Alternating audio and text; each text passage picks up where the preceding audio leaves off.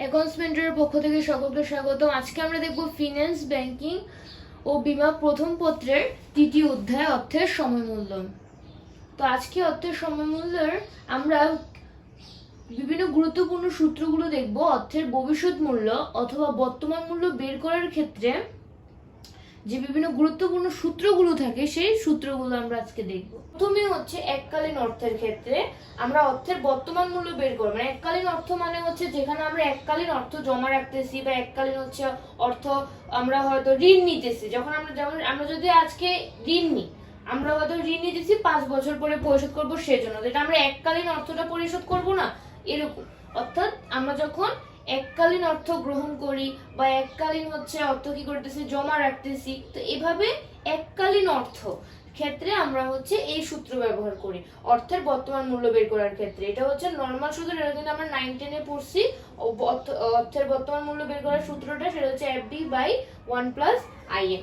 এখানে I হচ্ছে সুদের হার বা বাট্টার হার, আর N হচ্ছে আমাদের মেয়াদ।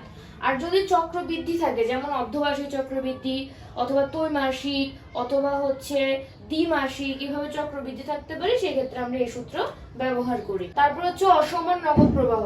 এখন অসমান নগদ প্রবাহ মানে প্রত্যেক বছর, এটা তো ছিল এককালীন, কিন্তু এখানে প্রত্যেক বছর আমরা কি করতেছি নগদ প্রবাহ আসতেছে। এখন প্রত্যেক বছর যে নগদ প্রবাহ হচ্ছে, এখন এটা কি হচ্ছে প্রতি বছরের শুরুতে, এবং কিন্তু এই নগদ প্রবাহগুলো সমান না।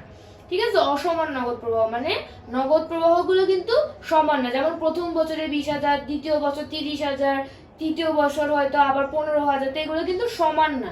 তো এই যে ভিন্ন ভিন্ন নগদ প্রবাহ, তখন আমরা পিভি সূত্র মানে বর্তমান মূল্য বের করার জন্য আমরা এই সূত্র দুইটা রয়েছে। একটা হচ্ছে বছরের শুরুতে, অর্থাৎ নগদ প্রবাহগুলো যদি প্রতি বছরের শুরুতে হয় সেক্ষেত্রে এই সূত্র, আর যদি প্রতি বছরের শেষে সংগঠিত হয় তাহলে এই সূত্র। বছরের শুরুতে যদি নগদ প্রবাহ ঘটে সেই ক্ষেত্রে আমরা পিবি বের করার বা বর্তমান মূল্য বের করার হচ্ছে সূত্র এটা। FB1 মানে হচ্ছে ভবিষ্যৎ মূল্যের মানে প্রথম বছরের যে ভবিষ্যৎ মূল্য সেটা। FB1 মানে প্রথম বছরের ভবিষ্যৎ মূল্য, আর FB2 মানে হচ্ছে দ্বিতীয় বছর। তো আমাদের এভাবে করে যদি 5 বছরের নগদ প্রবাহ থাকে, আমরা এবারে এভাবে করে FB1, FB2, FB3 এভাবে করে লিখবো।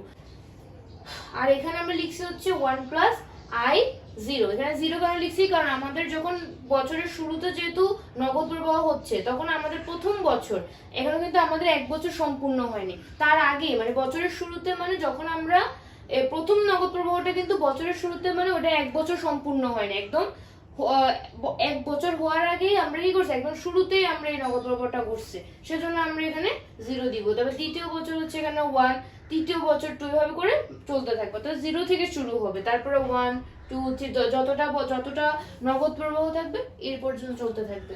তারপরে বছরের শেষে হলে, এখন আমাদের বছরে যদি শেষে হয় সেই ক্ষেত্রে আমাদের যে 1 বছর, হ্যাঁ প্রথম নগদ প্রবাহটা যখন আমরা পেয়েছি তখন কিন্তু আমাদের 1 বছর সম্পূর্ণ হয়েছে।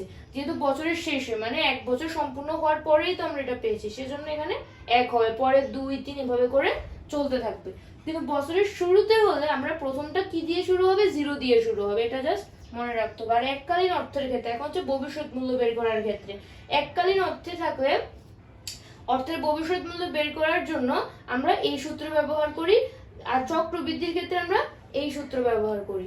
তো এখানে সূত্রটা হচ্ছে পিভি ইন্টু 1 প্লাস IN। তো এখানে 1 প্লাস IN, I মানে হচ্ছে আমাদের সুদের হার বা বাট্টার হার, আর N মানে হচ্ছে আমাদের মেয়াদ। তো ভবিষ্যৎ মূল্য বের করার এই সূত্রটা আমরা ব্যবহার করি, আর চক্রবৃদ্ধি যদি থাকে সেক্ষেত্রে আমরা এই সূত্র ব্যবহার করি। এটা হচ্ছে এককালীন অর্থের ক্ষেত্রে।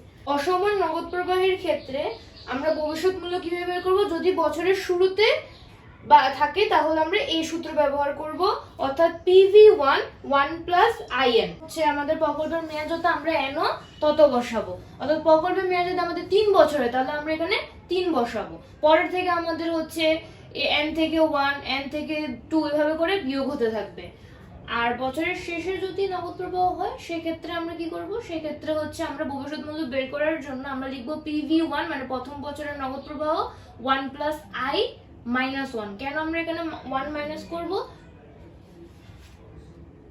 কারণ আমরা যে নগদ প্রবাহটা বছরের শেষে যেহেতু, তার মানে আমাদের এখানে 1 বছর সম্পূর্ণ হবে, তো যেহেতু আমার বছরের শেষে মানে 1 বছর সম্পূর্ণ হবে, সেজন্য আমরা এখান থেকে আমরা কি করব, শুরুতেই আমরা n থেকে 1 মাইনাস করব, পরবর্তীতে আমরা n থেকে দ্বিতীয় বছর হচ্ছে আমরা n থেকে 2 মাইনাস করব, তৃতীয় বছর আমরা n থেকে 3 মাইনাস করে, এভাবে যত বছর থাকবে আমরা এভাবে করে এটা চলতে থাকবে। আর বছরের শুরুতে হলে আমরা কি করব, এখানে আমরা বছরের শুরুতে হলে যেহেতু আমাদের 1 বছর সম্পূর্ণ হবে না, ঠিক আছে, আমাদের যদি বছরের শুরুতে হয় তাহলে আমাদের প্রথম যেই নগদ প্রবাহটা তখন কিন্তু আমাদের কি হয়নি, 1 বছর সম্পূর্ণ হয়নি, তখন আমরা এখানে n-টাই রয়ে যাবে। পরে থেকে আমাদের n থেকে 1, n থেকে 2 এভাবে করে বিয়োগ হতে থাকবে।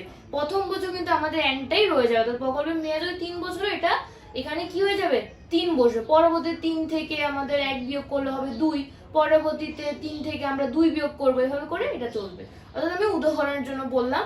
তাই বছরের শেষে হলে কিন্তু আমার যেহেতু 1 বছর সম্পূর্ণ হবে, তখন আমরা n থেকে প্রথম যে নগদ প্রবাহ, তখন প্রথম নগদ প্রবাহটা কিন্তু যখন আমরা জমা করতেছি তখন কিন্তু আমাদের 1 বছর সম্পূর্ণ হবে, তো সেজন্য আমরা n থেকে 1 এখানে বিয়োগ করব, পরবর্তীতে আমরা n থেকে 2, n থেকে 3 এভাবে করে বিয়োগ করব। তো এইভাবে করে আমাদের এই সূত্রগুলো ব্যবহার করতে হবে। পরবর্তীতে হচ্ছে আমরা সূত্রে ব্যবহার করে বিভিন্ন বোর্ড প্রশ্ন সলভ করে দেখাবো এবং ঋণ পরিশোধ সূচি, কিস্তির অঙ্ক এগুলো করে দেখাবো।